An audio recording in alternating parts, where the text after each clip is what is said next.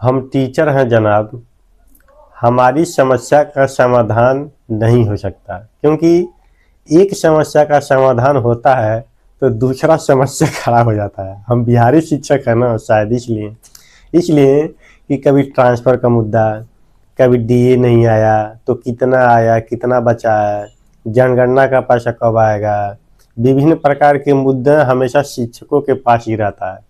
और मुझे कभी कभी हंसी भी आता है। खैर, ये तो मजाक की बात है, मैं भी एक टीचर हूँ बीपीएससी TR1 से। स्वागत है आपका इस चैनल में। यदि आप चैनल पर नए हो तो चैनल को सब्सक्राइब करके वीडियो को लाइक करिएगा, क्योंकि शिक्षा विभाग से जुड़ी खबर हम आपको इसी चैनल पर तत्परता के साथ दिखाते रहते हैं। एक एक पॉइंट पे बात होगा। पहला पॉइंट है कि कैशलेस इलाज का लाभ किसको किसको मिलेगा। तो जैसा कि हमारे मुख्यमंत्री साहब ने घोषणा कर दिया है कि बिहार में जितने भी राज्यकर्मी लोग हैं, जो फुल गवर्नमेंटेड लोग हैं, उनको कैशलेस चिकित्सा का लाभ मिलने जा रहा है। चाहे वह बीपीएससी टीचर हों, चाहे वह विशिष्ट टीचर हों, सबको मिलेगा। जितने भी हमारे नियोजित शिक्षक साथी हैं, उनको इस सुविधा का लाभ नहीं मिलने वाला है, क्योंकि सरकार ने साफ कर दिया है कि ये जो लाभ मिलेगा सिर्फ राज्यकर्मी को मिलेगा, और नियोजित टीचर जो हैं वो उन्हें राज्यकर्मी का दर्जा अभी तक प्राप्त नहीं है। बात करें कि सिर्फ टीचर को मिलेगा कि उनके परिवार को भी मिलेगा, तो मैं आपको बता दूं कि आपके नाम से, यदि आप टीचर हैं, यदि आपके नाम से कैशलेस कार्ड बन जाता है चिकित्सा का, तो आपके परिवार में जितने भी लोग होंगे सबका इलाज सरकार के तरफ से मुफ्त कराया जाएगा। बीमा कंपनी में रजिस्टर्ड जितने भी हॉस्पिटल रहेंगे, उन सभी हॉस्पिटल में एक साल में लगभग 5 लाख रुपए तक का इलाज सरकार के तरफ से मुहैया कराया जाएगा आपको।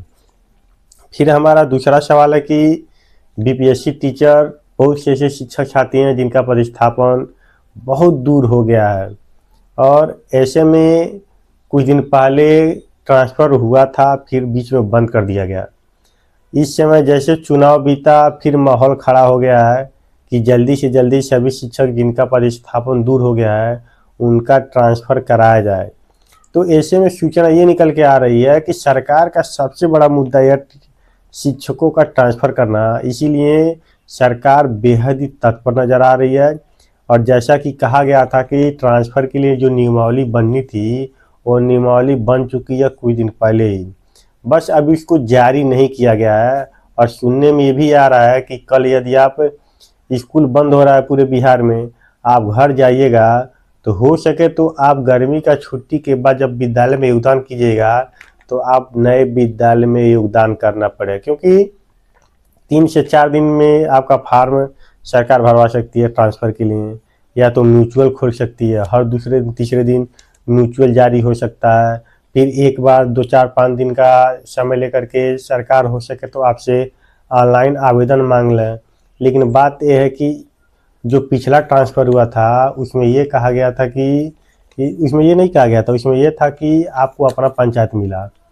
इसमें ये सुनने में आ रहा है कि महिलाओं को अपना पंचायत छोड़ना होगा, बगल के पंचायत में जाना पड़ेगा, और पुरुष शिक्षक जितने भी हैं उनको अपना प्रखंड छोड़ना पड़ेगा। लेकिन जब तक नियमावली जारी नहीं हो जाता तब तक हम इस मामले में कुछ कह नहीं सकते। कुछ भी हो सकता है, मिल भी सकता है, नहीं भी मिल सकता है। फिर बात रहा कि आखिर फार्म कब से भरा जाएगा, तो संभवतः ये मतलब अनुमान लगाया जा रहा है कि जून का जो प्रथम सप्ताह होगा उसमें शायद आपसे आवेदन मांग लिया जाए, और संभवतः 15 तारीख मान के चलिए या 20 तारीख के बाद आपको नए विद्यालय आपके ई शिक्षक को आईडी पर देखने को मिल जाएगा। ये सारी चीज़ें संभावना ही है, क्योंकि जब तक नोटिफिकेशन जारी नहीं हो जाता तब तक हम क्लियर रूप से कुछ भी नहीं कर सकते, और ना ही आपको हम बता सकते हैं, क्योंकि जो भी न्यूज़ निकल के आती है किसी न किसी के माध्यम से ही निकल के आती है, और न्यूज़ अच्छी लगती है सुन के, और हो सके तो न्यूज़ 99% का है तो या तो 90% का सच भी हो जाती है। कुछ अपवाद के रूप में जो भी न्यूज़ रहता है वो सही नहीं हो पाता है।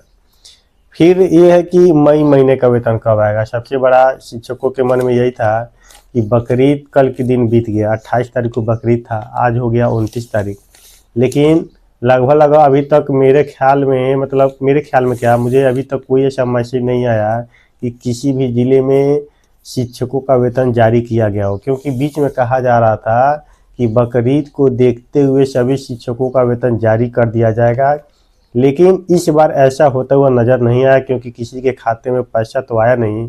अब हम मान के चलते हैं कि जो मई महीने का सैलरी है, जून 5 तारीख के पहले आपको लगभग सभी ज़िलों में देखने को मिल जाएगा।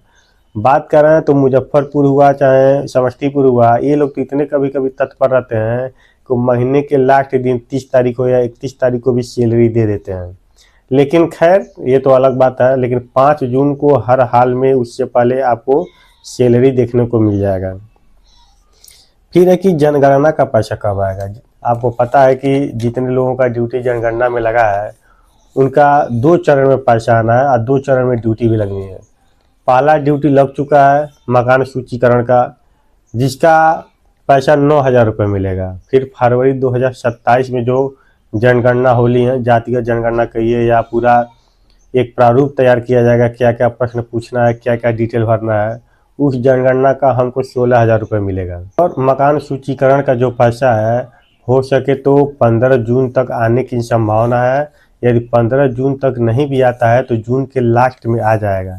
इसलिए लेट हो रहा है कि अभी नियुक्ति पत्र तो जनगणना का जारी किया गया है, लेकिन आपसे अकाउंट नंबर नहीं मांगा गया है, क्योंकि हमारे प्रखंड के बगल में प्रखंड था, उसमें कुछ लोग नॉन SBI का अकाउंट दिए थे। नॉन SBI मतलब SBI को छोड़ करके सेंट्रल का कहिए, यूनियन का कहिए, पंजाब का कहिए, इस तरह का अकाउंट उन्होंने दे दिया था, जिसकी वजह से उनको वापस कर दिया गया ये कर करके कि आप जनगणना के पैसा यदि आप चाहते हैं तो आपको SBI का अकाउंट देना होगा। अभी तो उस प्रखंड में मांगा भी गया, लेकिन मैं जिस प्रखंड में कार्यरत हूँ उसमें तो अभी तो पासबुक भी नहीं मांगा गया है कि पैसा लेना है कि नहीं लेना है। तो हम मान के चलते हैं कि इस पूरे प्रोसेस को होने में 1 महीने का समय लग जाएगा। 1 महीना के अंदर मतलब महीने के लास्ट में, जिस दिन 1 महीना आज से पूरा होगा, महीने के लास्ट में आपको फर्स्ट फेज का जो पैसा 9,000 रुपये है वो देखने को मिल सकता है। अब बात करेंगे कि सेकेंड फेज का पैसा कब मिलेगा, तो जब अभी सेकेंड फेज हुआ ही नहीं तो उसका पैसा कभी बताया जाए। और फरवरी में सेकेंड फेज है, सेकेंड फेज तो मान के चलिए मार्च लास्ट तक, अप्रैल के शुरुआत तक आपको पैसा उसका भी देखने को मिल जाएगा। कई लोग कह रहे थे कि क्या 25,000 रुपये एक साथ मिलेगा, तो नहीं मेरे भाई, 25,000 रुपये आपको एक साथ नहीं मिलने वाला है। 2 चरण में पैसा मिलेगा, क्योंकि 2 चरण में ये जनगणना संपन्न करा जा रहा है। फिर अभी भी बहुत शिक्षकों के मन में है कि जो हमारा DA का पैसा है, HRA का पैसा है, भुगतान नहीं हुआ।